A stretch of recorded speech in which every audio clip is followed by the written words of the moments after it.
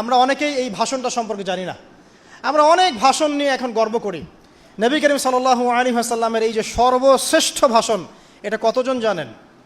বিদায় হজের ভাষণ। কতজন জানেন বিদায় হজের ভাষণে নবী সাল্লাল্লাহু আলাইহি ওয়াসাল্লাম কি বলেছিলেন উম্মতকে? নবী করিম সাল্লাল্লাহু আলাইহি ওয়াসাল্লাম সবার সামনে দাঁড়িয়ে দীর্ঘ 23 বছর অক্লান্ত পরিশ্রম করে দাওয়াতি মিশন কমপ্লিট করার পরে সবাইকে সমবেত করে একটা হজ করলেন। হজ করার পরে তিনি গুরুগম্ভীর কণ্ঠে বলছেন, হৃদয়ের সমস্ত আবেগ বের করে দিয়ে বলছেন, হে জনগণ, আইয়ুহান নাস, হে জনগণ, আমি জানি না আজকের পর তোমাদের সাথে আমি কখনো মিলিত হতে পারবো কিনা।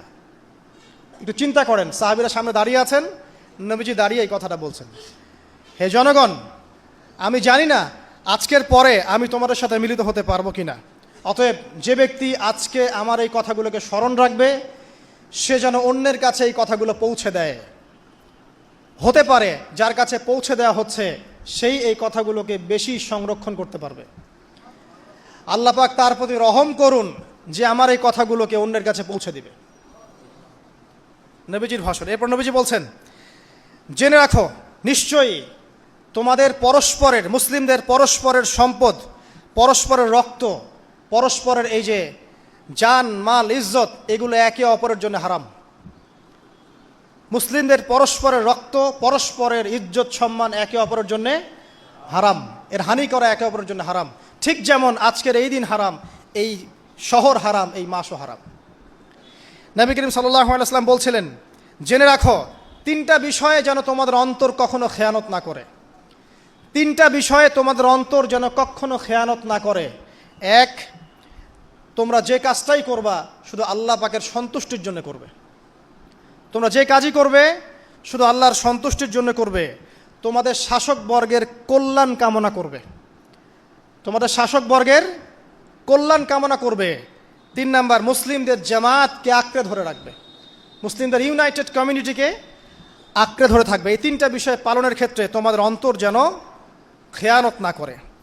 এদিন সূর্য ঢলে যাওয়ার পরে নবী সাল্লাল্লাহু আলাইহি ওয়াসাল্লাম আরও বললেন, শুনে রাখো হে মানব জাতি, এটা ভালো করে শোনেন, শুনে রাখো হে মানব জাতি, নিশ্চয়ই আমি মুহাম্মদ সাল্লাল্লাহু আলাইহি ওয়াসাল্লাম জাহেলি যুগের যত কুপ্রথা আছে সমস্ত কুপ্রথাকে আমার পায়ের তলে পিষ্ট করে গেলাম। জাহেলি যুগে কি ছিল ভাই? শিরিক ছিল, সুদ ছিল, মাদক ছিল, নারীর অবমাননা ছিল, কন্যা সন্তানকে দাফন করা হতো, রক্তক্ষয়ী হানাহানি মারামারি কাটাকাটি ছিল। এগুলো সব কিছুকে আমি আমার পায়ের তলে দাফন করে গেলাম। এটা কি দাফন হয়েছে?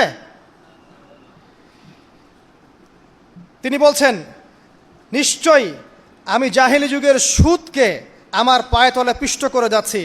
সর্বপ্রথম যার সুদ আমি পিষ্ট করছি তিনি হচ্ছেন আব্বাস ইবনে আব্দুল মুত্তালিব, আমার চাচার সুদ। নিজের পরিবার থেকে দৃষ্টান্ত স্থাপন করলেন।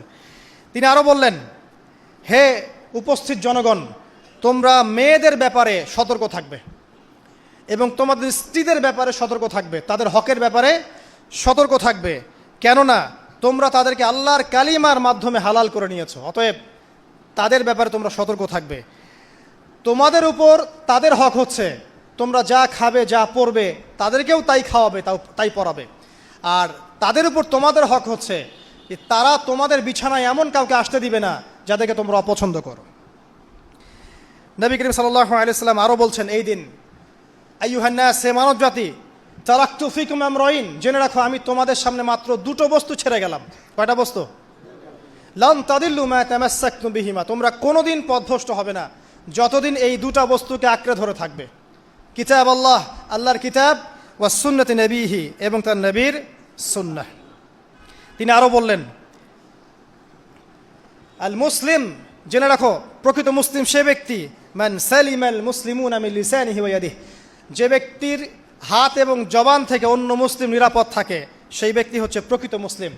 আল মুহাজির, আর প্রকৃত মুহাজির সে ব্যক্তি, মান হাজারা মা নাহাল্লাহু আন, আল্লাহ পাক যা নিষেধ করেছেন সেখান থেকে যে দূরে থাকে সেই ব্যক্তি প্রকৃত মুহাজির, মানে হিজরতকারী।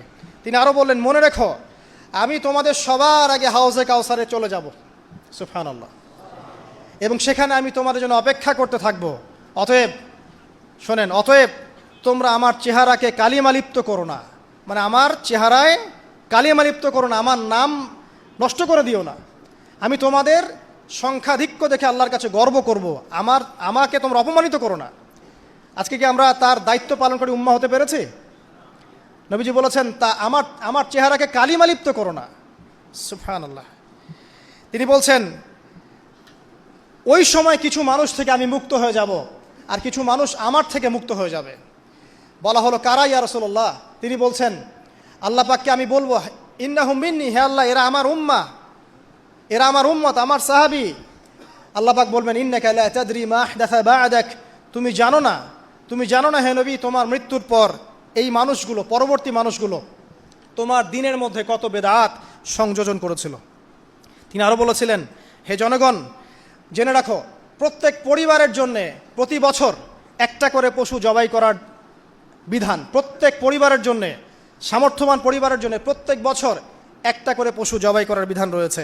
তিনি আরও বললেন, মনে রাখো, একজনের অপরাধের শাস্তি আর একজন কখনো পাবে না, আর বাবার দোষে ছেলে কখনো দুষ্ট হবে না, ছেলের দোষে বাবাও কখনো অপরাধী হবে না। তিনি আরও বললেন, জেনে রাখো হে মানব জাতি, নিশ্চয়ই শয়তান এই বিষয় থেকে নিরাশ হয়ে গেছে যে তোমরা শয়তানের ইবাদত করবে। শয়তান নিরাশ হয়ে গেছে, কিন্তু শয়তান নিরাশ হয়নি একটা বিষয় থেকে, যে তোমরা একে অপরে হানাহানি, কাটাকাটি, ফিতনা, ফাসাদে ব্যস্ত থাকবে, যেমনটা এখন আমরা করছি। আমরা কিন্তু সরাসরি কখনো শয়তানের ইবাদত করছি কিন্তু মুসলিমরা এখন পরস্পরে হানাহানি, কাটাকাটি, ফাসাদে লিপ্ত আছে। তিনি আরও বললেন যে একজন মুসলিমের জন্য হালাল নয় অন্য মুসলিমের সম্পদ আত্মসাৎ করা, যতক্ষণ না সে স্বেচ্ছায় খুশি মনে তোমাকে সম্পদ প্রদান করে। অতএব তোমরা একে অপরের প্রতি জুলুম করবে না। তিনি আরও বললেন, সাবধান, আমার ইন্তেকালের পরে তোমরা একে অপরের গর্দান উড়িয়ে কাফের হয়ে যেও না। সাবধান, আমার ইন্তেকালের পর তোমরা একে অপরের গর্দান উড়িয়ে কাফের হয়ে যেও না। তিনি আরও বলেছেন, একজন মুসলিম আরেকজন মুসলিমকে গালি দিতে পারে না। যদি একজন মুসলিম আরেকজন মুসলিমকে গালি দেয়, এটা হচ্ছে ফাসেকি। এবং একজন মুসলিম যদি আরেকজন মুসলিমের সাথে যুদ্ধ করে, এটা হবে এক প্রকার কুফরি। তিনি আরও বলেছেন, হে জনগণ জেনে রাখো, আমার পরে কোনো নবী নেই, আর আমার পরে তোমরা ব্যতীত আর কোনো উম্মত নেই। এর চেয়ে স্পষ্ট কথা হতে পারে? আমার পরে কোনো নবী নেই, আর আমার পরে তোমরা ছাড়া কোনো উম্মত নেই। তাহলে আমরা যখন নতুন নতুন নবী বানিয়ে নিচ্ছি, কোনো ক্ষেত্রে বলছি একজন ব্যক্তি ছিলেন, সে নিজে ঈসাও ছিল, সে মাহদিও ছিল, সে নবীও ছিল, নাউযুবিল্লাহ। এবং দিন দিন মানুষ এই খাতায় নাম লিখাচ্ছে। সুবহানাল্লাহ। সর্বশেষ তিনি বললেন যে যদি তোমাদের উপরে, হে মানব জাতি জেনে রাখো, যদি তোমাদের উপরে একটা নাক কাটা কালো কুৎসিত কোনো আমির বা শাসকও চলে আসেন, এবং সে যদি তোমাদেরকে আল্লাহর রাস্তায়, আল্লাহর কিতাব সুন্নাহ অনুযায়ী পরিচালিত করেন, তোমরা অবশ্যই তার আনুগত্য করবে, তার বিরুদ্ধে বিদ্রোহ করবে না, তার আনুগত্য করবে। জেনে রাখো, শেষে তিনি বলেন, জেনে রাখো হে মানব জাতি, আজকে থেকে কুল্লুকুম মিন আদম, তোমরা সবাই আদম সন্তান, ওয়া আদামু মিন তুরাব, আর আদম হচ্ছে মাটির সন্তান। আরবের উপর অনারবের, অনারবের উপর আরবের, সাদার উপর কালোর, কালোর উপর সাদার, লালের উপর কালোর, অথবা কালোর উপর লালের কোনো রকম প্রাধান্য নাই। ইল্লা তাকওয়া, শুধু তাকওয়া ব্যতীত। যে ব্যক্তি বেশি মুত্তাকি, সে আল্লাহর কাছে বেশি মর্যাদার অধিকারী হবে ইনশাআল্লাহ তাআলা। সর্বশেষ তিনি আঙ্গুলটা উঁচু করলেন, নিজের শাহাদাত আঙ্গুলি উঁচু করে আকাশের দিকে তাকালেন, এরপর জনগণের দিকে তাকালেন, তাকিয়ে বললেন যে তোমাদের ব্যাপারে, হে জনগণ, তোমাদের ব্যাপারে আমাকে আল্লাহ জিজ্ঞাসা করবেন, ফামা আনতুম কাইলুন, তোমরা ওই সময় কি বলবে আমার সম্পর্কে? তখন সাহাবীরা বললেন, আমরা বলবো যে আপনি বাল্লাগতা রিসালাতাক, আপনি আপনার রিসালাত পৌঁছে দিয়েছেন, ওয়াজ্জা আমানাতাক, আপনার আমানত পূর্ণ করেছেন, ওয়া নাসাহতা উম্মাতাক, এবং আপনি আপনার উম্মতকে নসিহত করেছেন। সুবহানাল্লাহ। এরপরে তিনি আকাশের দিকে তাকিয়ে বললেন, আল্লাহুম্মা ফাশহাদ, হে আল্লাহ আপনি সাক্ষী থাকেন, আল্লাহুম্মা ফাশহাদ, হে আল্লাহ আপনি সাক্ষী থাকেন, আল্লাহুম্মা ফাশহাদ, হে আল্লাহ আপনি সাক্ষী থাকেন যে আমি আমার দায়িত্ব পৌঁছে দিয়েছি। এরপরে নাজিল হলো, আল ইয়াউমা আকমালতু লাকুম দীনাকুম ওয়া আতমামতু আলাইকুম নি'মাতি ওয়া রাদিতু লাকুমুল ইসলাম দীনান। এই হলো বিদায় হজ, আজকের এই আরাফার প্রেক্ষাপট। আমরা কতজন এটা নিয়ে চিন্তা করেছি? 1 মিনিট একটু বলে শেষ করি। দেখেন, শেষ ওসিয়ত যেগুলো হয় মানুষের, এটা খুব হৃদয় বিদারক হয় না? বাবা ইন্তেকাল করছেন, সন্তানের জন্য ওসিয়ত করে যাচ্ছেন, মাকে দেখিস, ইত্যাদি ইত্যাদি। হৃদয় বিদারক হয় না? মানুষ সারা জীবন মনে রাখে না? বাট আমরা আমাদের এই ন্যাশন, এই উম্মাহ নবী সাল্লাল্লাহু আলাইহি সাল্লামের উম্মাহ বলে আমরা যারা দাবি করছি, আমাদের মধ্যে বেশিরভাগ মানুষ নবী সাল্লাল্লাহু আলাইহি সাল্লামের শেষ এই নসিহতগুলো ভুলে গেছি আমরা। নসিহতগুলোর মধ্যে সবচেয়ে ইম্পর্ট্যান্ট ছিল শিরক থেকে দূরে থাকা, সুদ থেকে দূরে থাকা, মুসলিম ভেদাভেদ না করা, শাসকের কল্যাণ কামনা করা, বিদ্রোহ না করে শাসককে উত্তম নসিহত করা। এবং আরেকটা হাদিসে তিনি বলেছিলেন 5 ওয়াক্ত সালাত আদায় করবে, সাওম পালন করবে, রমজান মাসে সাধ্যমতো সাদাকা করবে, মুসলিমদের জামাত আঁকড়ে ধরবে, ইনশাল্লাহ হাসতে হাসতে জান্নাতে প্রবেশ করবে। আও কামা ক্বালা আলাইহিস সালাম। জাহেলি যুগের সমস্ত প্রথা ছেড়ে দেওয়া ছিল আজকের দিনের মূল মর্ম, আমরা ছাড়তে পারছি না। সুদ ছেড়ে দেওয়া ছিল মূল মর্ম, ছাড়তে পারছি না। শিরক থেকে বের হতে পারছি না। বেদাতীদের ব্যাপারে ধমক দেওয়া হয়েছে, বেদাত ছাড়তে পারছি না। খেয়াল করে দেখেন, মুসলিম হানাহানি কাটাকাটি এখনও ছাড়তে পারছি না। ইভেন ধর্মতাত্ত্বিকভাবেও আমরা বহু দল এবং উপদলে বিভক্ত হয়ে গেছে, কারো সাথে কারো ঐক্য নাই। সব মিলিয়ে নবী সাল্লাল্লাহু আলাইহি ওয়াসাল্লামের শেষ ওসিয়তগুলো, কিতাব এবং সুন্নাহ আঁকড়ে ধরা, এটা আমরা সবাই আঁকড়ে ধরতে পারছি না।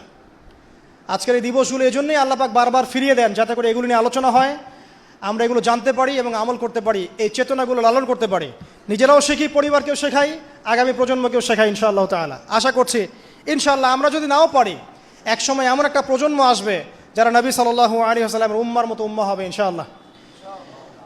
অতএব প্রিয় দিনী ভাইয়েরা, আসুন আজকের দিন, জুমার দিন, আমরা এই দিনে ইবাদতগুলো বাড়িয়ে দেই, আরাফা, সাওম এবং দোয়া, জিকির আজগারগুলো বাড়িয়ে দেই, একই সাথে আসন্ন কুরবানির প্রস্তুতি গ্রহণ করি। এবং আজকের দিনে, আরাফার এই দিনে হাজিদের সাথে আমরাও শরীক হয়ে আল্লাহর কাছে বলি যে আল্লাহু আকবার, আল্লাহু আকবার, লা ইলাহা ইল্লাল্লাহ, আল্লাহু আকবার, আল্লাহু আকবার, ওয়ালিল্লাহিল হামদ। এবং নবী করিম সাল্লাল্লাহু আলাইহি ওয়াসাল্লাম রেখে যাওয়া এই যে শেষ বাক্যগুলো, এগুলো সবার কাছে পৌঁছে দেই। যে ব্যক্তি পৌঁছাবে তার উপর আল্লাহ পাক রহম করবে ইনশাআল্লাহ। এবং নিজেরা আমল করার চেষ্টা করি। আল্লাহ পাক আমাদের সবাইকে নবী করিম সাল্লাল্লাহু আলাইহি ওয়াসাল্লামের আদর্শ উম্মাহ হওয়ার তৌফিক এনায়েত করুন, আমিন। আমাদের ব্যক্তি, পরিবার, সমাজ, রাষ্ট্র, শাসক সবাইকে আল্লাহ পাক হেদায়েত দান করুন, আমিন। এবং আমাদের মধ্যে আপোষে যত ইখতিলাফ, ভুল বোঝাবুঝি আছে, এগুলোকে আল্লাহ পাক নিরসন করে দিন, আল্লাহুম্মা আমিন। আকুলু কওলি হাযা আস্তাগফিরুল্লাহ লি ওয়া লাকুম ওয়া লিসাইরিল মুসলিমিন। বারাকাল্লাহু লানা ওয়া লাকুম বিলায়াতিল হাকিম। ইন্নাহু তাআলা জাওয়াদুন কারীমুন বাররাউফুর রহিম। আসসালামু আলাইকুম ওয়া রাহমাতুল্লাহি ওয়া বারাকাতুহু।